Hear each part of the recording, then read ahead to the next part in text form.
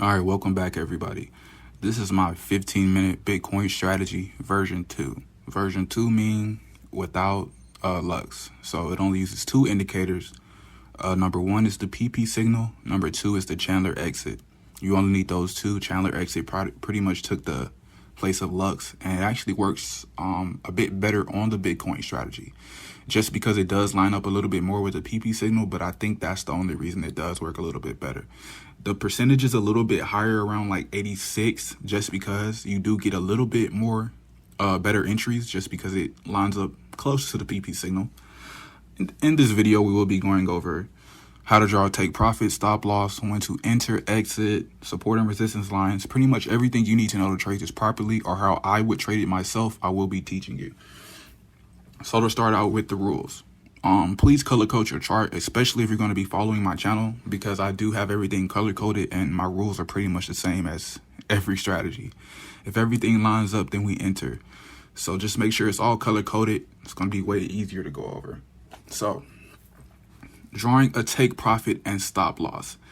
Now, before I even touch that, I'm going to touch what do you do and where should you find your entry. So just as an example right here, we have our PP signal already sent us an entry. We can't enter unless we have both indicators lining up. Just because you have one doesn't mean you can enter. Because if we entered right here, we would have lost. That's why we need two for confirmation, extra confirmation.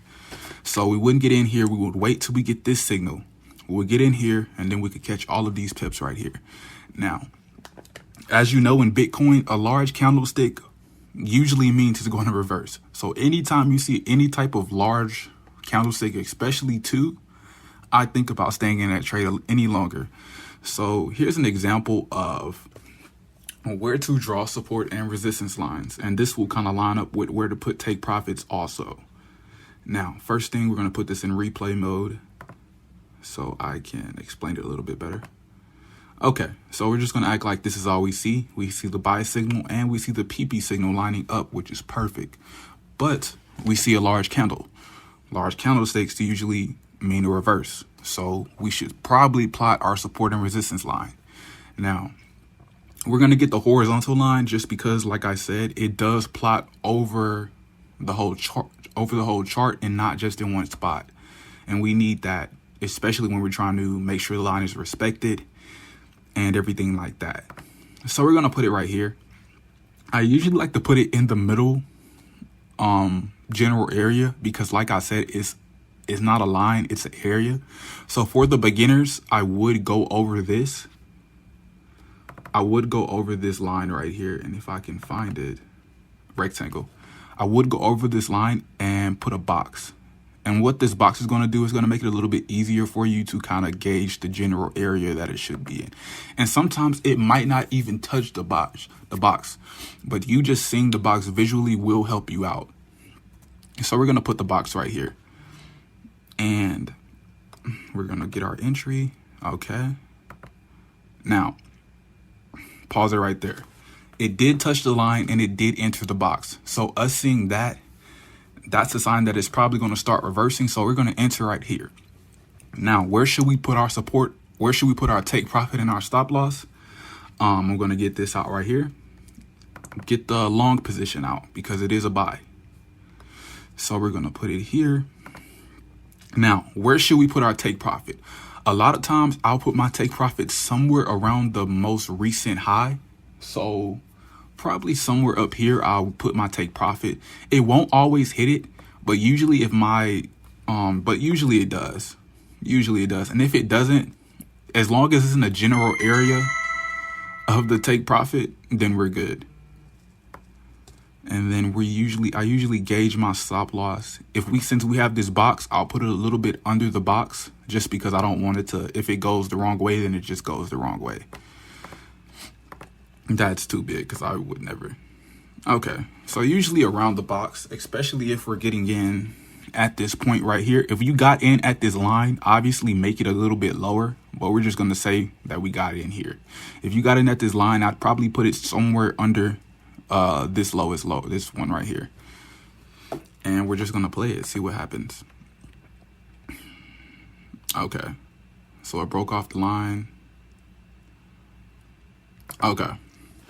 And that's why I put it close to the most recent high, because usually it will test that most recent high. So this most recent high could probably be used as like a support and resistance line of its own. So you always want to put your take profit and your stop loss close to support and resistance areas, being most likely it will come back to test that area. So if you have a take profit close to a support and resistance area, you're at a better chance of it actually retesting that area. Not if you're putting your take profit all the way up. You got to be pretty reasonable. Don't be too greedy. And a lot of people have fear of missing out, or FOMO. If you miss a trade, miss it. You have plenty of other trades to take.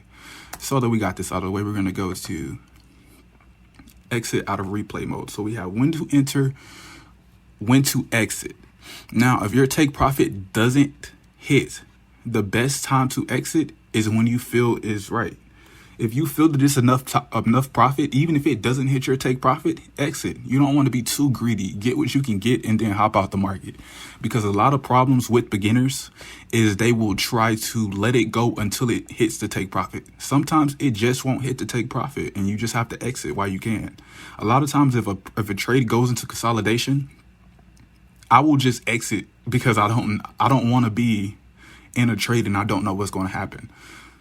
So I think that's pretty much it for this. On this strategy, I would recommend at least a 1 to 3 or 1 to 5 risk reward ratio. And here are the settings. Now for PP signal slope directional line, we have a 200 as always. And for Chandler exit, we have ATR period is 55. ATR multiplier is 5.9, and have all these checked, please. When you search up the Chandler exit, I'm going to show you what to search up because it's going to be a little bit different than what's on mine. So we're just going to search up Chand, and then this one right here, this is the one you want to pick. This is the correct one. That's the one I have. So like I said, 1 to 3 or 1 to 5 risk reward ratio, preferably 1 to 3. Usually it takes you out of the trade around 1 to 3, 1 to 4-ish. Yeah, and that's pretty much it. Any questions that I didn't answer, just drop them in the comments and I will answer anything to help you. But that's pretty much it for the video.